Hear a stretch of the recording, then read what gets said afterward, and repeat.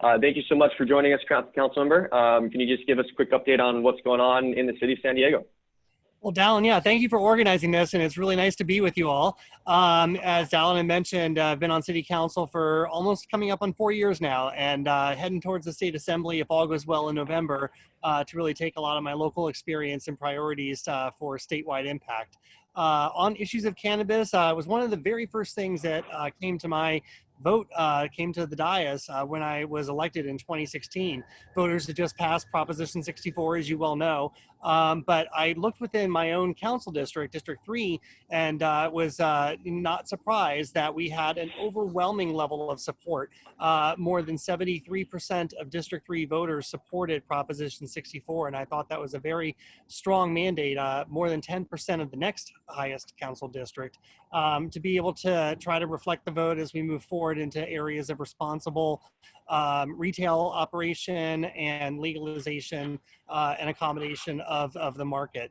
And so we had a vote that was, I remember very clearly, a question of whether or not to have a 2-year moratorium in the city that would have prohibited retail activity until they could figure it out. And that didn't sit well with me for the reasons, and I think kind of where my own opinions are on Prop 64, but the reasons that I think that voters who said yes, really deserved a lot quicker attention to try to manage this correctly in licensing and regulation. And so I also came to learn that because of the nature of that proposal, it required a 4/5 vote to actually have a 2-year moratorium. And I realized, okay, well, I'm a no.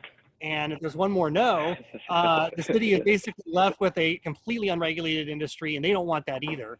And I think that they were surprised a politician and elected official would be supportive of cannabis. It was a sea change for some, and they realized that they also had to spur into action pretty quickly. So that, I think, got a few other people to also support the position to move forward, and we did. And as you all know, we sort of gently started the space working on a cap per council district with some other land use constraints around sensitive neighbors and other resources, and it's gone very well. But it's also been limited. We've really hit that cap. I think we've got about 27, give or take, licensed retail outlets in the city of San Diego. And subsequently, we worked on marijuana production facilities as well to really start to address the rest of the supply chain and the activity that entrepreneurs can enjoy here in San Diego. Those are now also moving through permitting and processes at various stages, depending on the order they were received. But we've also hit that cap, about 40 citywide. We started working on equity questions with my colleague, Councilmember Montgomery, last year. Regrettably, that has been kind of stalled for the moment. It's an important issue because while a lot of our initial applicants and entrepreneurs kind of come from a certain demographic, we were hearing those would-be entrepreneurs from small business oriented or a community of color also want to be able to get into the space. And equity questions can more broadly also start to connect resources for business assistance, but also community priorities as well. And we've had those community conversations, several of them, about what they want to see in a local equity program. We know that we are missing out on state resources because we don't have a local equity program up and running. And so tremendous resources, yeah. Tremendous resources that we can, really just take, and we're losing out to other parts of the state that have seen the wisdom behind that and have been acting locally to try and get those programs up and running. Regrettably, we didn't have a majority of the committee want to move forward on it at the time, but the work is not lost. Monica and I very much do want to be able to see this as an important subset of our cannabis work that we're doing at the city of San Diego. And so it's a matter of really dusting that off and really pushing politically to see if we can get the necessary votes to move forward on that.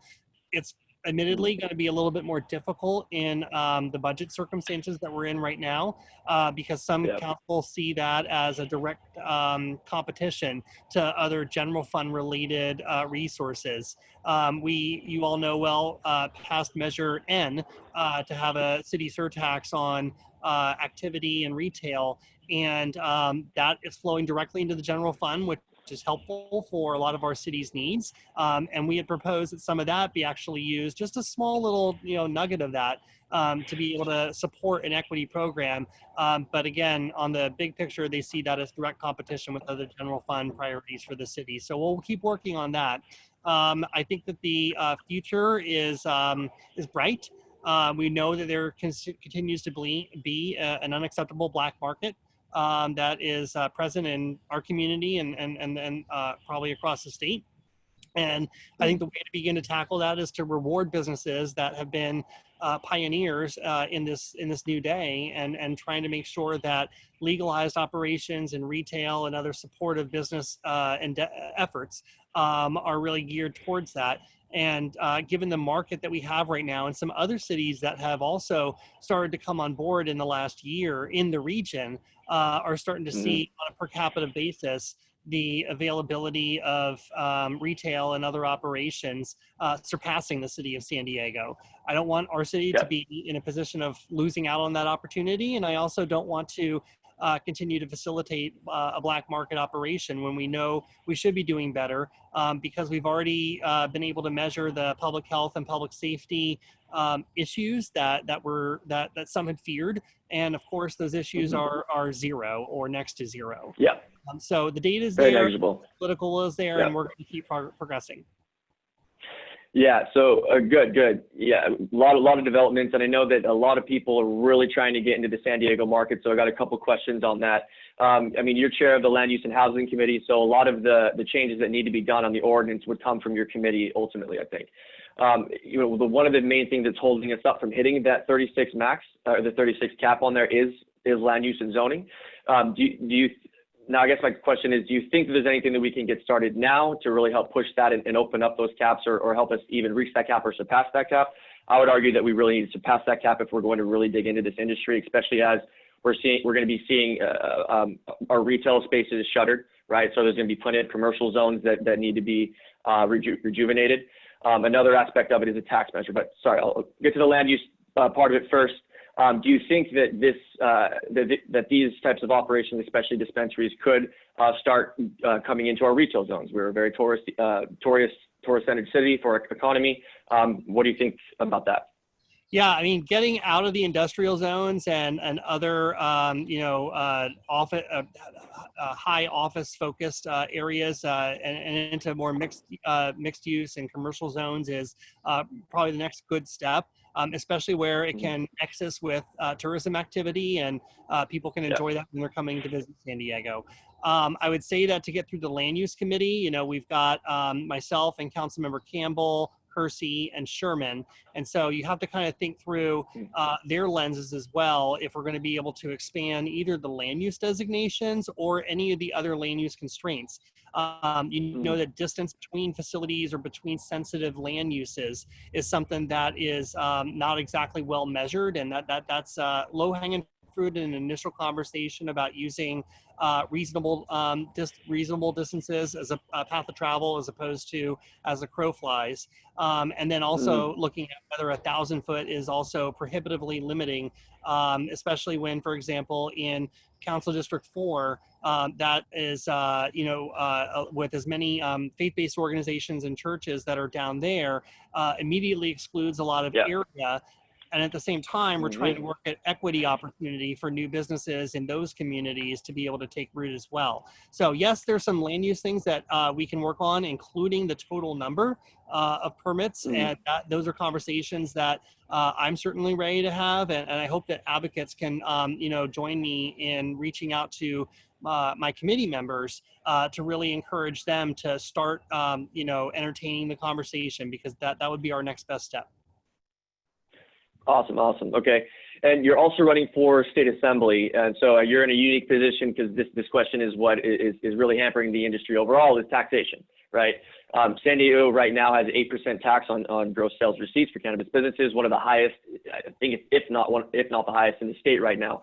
So, we talked about how other cities are coming online, and there's now a lot of competition between these different tax rates. So do you think there's any relief that can be done on the city level? And then additionally, we're hurting at the state level too. So any ideas on taxation in both of those different jurisdictions? Yes. So I think that politically, first of all, you'd have to go back to the voters on that. Council has some flexibility to be able to go up to the full 8%, but especially in difficult budget times, I would guess that it's going to be difficult to get colleagues to want to scale that back, knowing that we need revenue. But I also know that, because of that competitive disadvantage that we have compared to other markets, it puts San Diego businesses and in a lot more strain.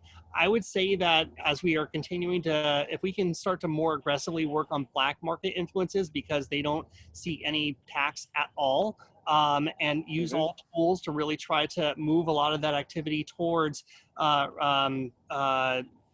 permitted and legalized operations, hopefully that will help to start to mitigate some of the total cost of business that current operators are experiencing.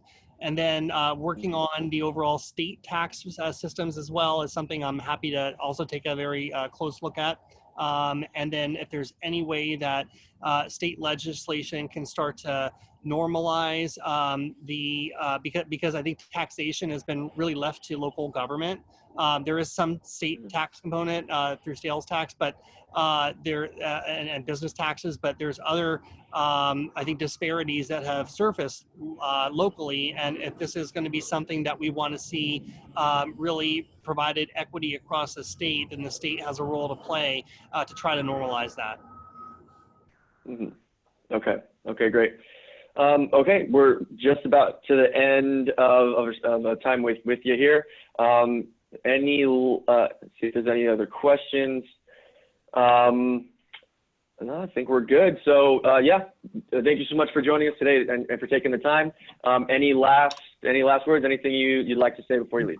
Well, thank you everybody for joining us here today. I know you got a lot of great partners across the region that you're talking to as well. Dallin, thank you so much for being a leader on the advocacy side here in the region. It's been helpful, and I know we're going to stay connected on the next steps. I still got 5.5 months left on the job. And we are by no means laying down and playing lame duck.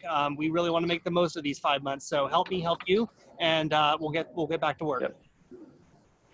Awesome. Okay, great. Yeah, don't worry. We're not going anywhere. We're going to be pestering you for the rest of your term and when you get elected to state assembly. So thank you so much, Councilmember. Really appreciate you joining us today. Look forward to it. Thank you.